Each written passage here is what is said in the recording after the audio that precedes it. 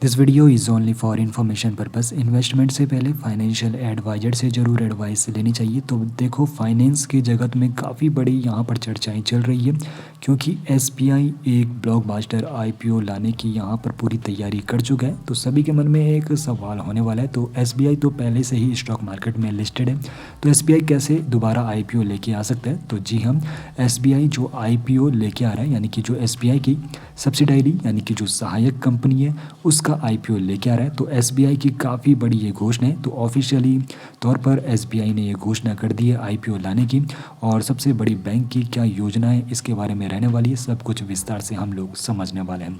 तो देखो, एसबीआई की जो सब्सिडायरी कंपनी है, एसबीआई फंड मैनेजमेंट जो कंपनी इसकी है, जिसमें एसबीआई 6.3% की हिस्सेदारी बेचने वाला है, यानी कि पब्लिक के लिए इशू करने वाला है। अब यहाँ पर सबसे पहले हम आईपीओ के बारे में समझेंगे, आखिर आईपीओ होता क्या है। तो ये वो प्रक्रिया होती है जब एक निजी जो कंपनी होती है, यानी कि प्राइवेट लेवल की जो कंपनी होती है, पहली बार जनता को शेयर बेचकर बाजार से पूंजी जुटाने का काम करती है। तो ये सीधे तौर पर होता है आईपीओ। अब एसबीआई की जो सब्सिडायरी कंपनी है जो अपना आईपीओ लेके आ रही है, तो एसबीआई फंड्स मैनेजमेंट जिसका नाम है, तो सार्वजनिक हो रही है, यानी कि ये भारतीय शेयर बाज़ार में लिस्ट होने के लिए पूरी तौर पर यहाँ पर तैयार हो चुकी है। और इसका आईपीओ कब आएगा ये भी हम लोग समझने वाले हैं। तो देखो, अब एसबीआई यहाँ पे पूरे हिस्सेदारी इसमें नहीं रखता है। एसबीआई फंड्स मैनेजमेंट में जो एसबीआई की हिस्सेदारी है 63% की यहाँ पर हिस्सेदारी है। और फ्रांस की एक कंपनी है अमुंडी एसेट मैनेजमेंट, तो इसकी भी हिस्सेदारी यहाँ पर 37% का यहाँ पर है। तो एक तौर पर ये एक जॉइंट वेंचर है। अब देखो, जो ये है फंड मैनेजमेंट जो कंपनी, एक बाज़ार का लीडर किस प्रकार है, तो भारत की सबसे बड़ी फंड मैनेजमेंट कंपनियों में गिनी जाती है। 8.5 लाख करोड़ से ज़्यादा का यहाँ पर इसका एयूएम है, यानी कि एसेट अंडर मैनेजमेंट, और 80 लाख से भी ज़्यादा यहाँ पर सक्रिय निवेशक है, और 250 से भी ज़्यादा फंड स्कीमें यहाँ पर इसके अंडर चलती है। तो ये जानकारी आपको पता होनी चाहिए। बाकी यहाँ पर एक टर्म आया एयूएम, एसेट अंडर मैनेजमेंट, तो ये क्या होता है। अब देखो, जो निवेशक होते हैं, जैसे आप हो गए, मैं हो गए, तो यहाँ पर हम निवेश करते हैं, और जो ये निवेशित जो अमाउंट होता है, तो काफ़ी बड़ा अमाउंट बन जाता है, तो उसी को यहाँ पर मैनेज किया जाता है। फंड मैनेजमेंट जो कंपनी होती है उसी फंड को मैनेज करती है, और फिर जो मैनेज होता है उसके बाद सही सही जगह पर वो आप लोगों के पैसे को निवेश करती है। अब देखो, आईपीओ के बारे में भी हम यहाँ पर विस्तार से समझेंगे, आईपीओ के आंकड़े क्या कह रहे हैं, तो इसी को सबसे पहले यहाँ पर समझते हैं। अब देखो, एसबीआई की जो यहाँ पर सब्सिडायरी जो कंपनी है, तो यहाँ पर एसबीआई अपनी 6.3% की हिस्सेदारी बेचेगा।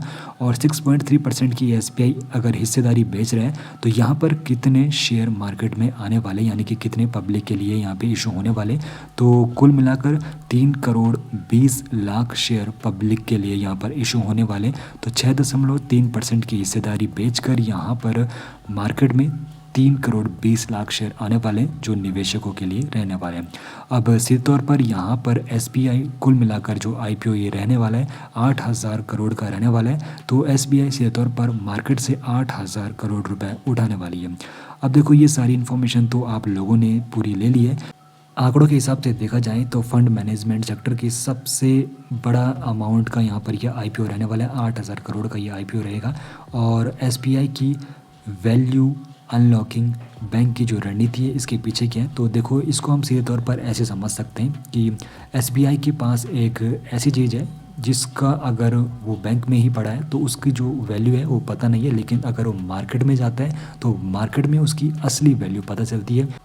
तो सीधे तौर पर एसबीआई की ये अनलॉकिंग वैल्यू की एक योजना का हिस्सा है, जिसमें एसबीआई की सब्सिडायरी कंपनी अपना आईपीओ लेके आ रही है। तो ऐसे में ये वर्चस्व भी यहाँ पर अपना बना सकती है, क्योंकि एसबीआई वैसे भी यहाँ पर काफ़ी बड़ा नाम है। और यहाँ पर आईपीओ से एसबीआई को क्या क्या लाभ होने वाले, एक तो कैपिटल बफर को यहाँ पर बढ़ावा मिलने वाला है, और यहाँ पर वैल्यूएशन को भी मजबूती यहाँ पर मिलेगी, और निवेशकों का यहाँ पर विश्वास बढ़ने वाला है, क्योंकि यहाँ पर सब्सिडायरी कंपनी का जो आईपीओ है, ऐसे में यहाँ पर अगर वैल्यूएशन अच्छा मिल रहा है तो फिर जो बैंक है उसमें यहाँ पर निवेशकों का काफ़ी ज़्यादा विश्वास भी बढ़ जाता है, कस्टमर्स का भी यहाँ पे भरोसा वहाँ पर बना रहता है। तो सीधे तौर पर यहाँ पर हम लोगों ने ये चीज़ें तो देख ली है, आईपीओ के बारे में आंकड़े भी हम लोगों ने जान लिए हैं। काफ़ी बड़े नंबर के साथ यहाँ पर यह आईपीओ एसबीआई के द्वारा लाया जा रहा है, और यहाँ पर आईपीओ कब तक आएगा इसके बारे में भी हम विस्तार कर लेते हैं, क्योंकि अभी नवंबर 2025 में तो आईपीओ आने की उम्मीद नहीं है, लेकिन लिस्टिंग की राह पर यह आईपीओ जा चुका है। तो आईपीओ लॉन्च तक का जो सफ़र है उसको एक बार अच्छे से समझ लेते हैं। अब एक टर्म होता है DRHP, यानी कि इसको आसान भाषा में आप लोग कंपनी का आप लोग जन्म कुंडली समझ सकते हो। तो आईपीओ के लिए रेगुलेटर के पास दायर दस्तावेज जो कंपनी और ऑफ़र की जानकारी प्रदान करता है, तो इसकी जो यहाँ पे प्रोसेस है ये शुरू हो चुकी है। तो देखो नवंबर यानी कि 6 नवंबर 2025 को एसबीआई बोर्ड ने यहाँ पर आईपीओ के लिए मंजूरी दे दी है और डीआरएचपी दाखिल किया जाएगा काफ़ी ज़्यादा जल्दी। उसके बाद यहाँ पर जो रेगुलेटर है यहाँ पर पूरी निगरानी करेंगे, कंपनी की पूरी इन्फॉर्मेशन लेंगे, फिर उसके बाद अप्रूवल जब मिल जाएगा तो 2026 के शुरुआत के 6 महीनों के अंदर अंदर कंपनी का आईपीओ आ सकता है, इसकी उम्मीद है। अब देखो सिर तौर पर यहाँ पर काफ़ी बड़ा ये आईपीओ रहने वाला है, ऐसे में निवेशक और जो बड़े बड़े इंस्टीट्यूट है उनकी भी यहाँ पर नज़रें काफ़ी ज़्यादा इस आईपीओ के लिए बनी रहेगी कि वो भी यहाँ पर निवेशित होना चाहेंगे। और यहाँ पर सिर तौर पर काफ़ी बड़ा यहाँ पर म्यूचुअल फंड की दुनिया में भी ये तहलका मचाने वाला है। बाकी इस आईपीओ के आंकड़ों से आप लोग कितने यहाँ पर सहमत हो, क्या आप लोग किसकी आईपीओ में निवेश करने वाले हो, कमेंट सेक्शन में हमें ज़रूर बताइए। मिलते हैं नेक्स्ट वीडियो में।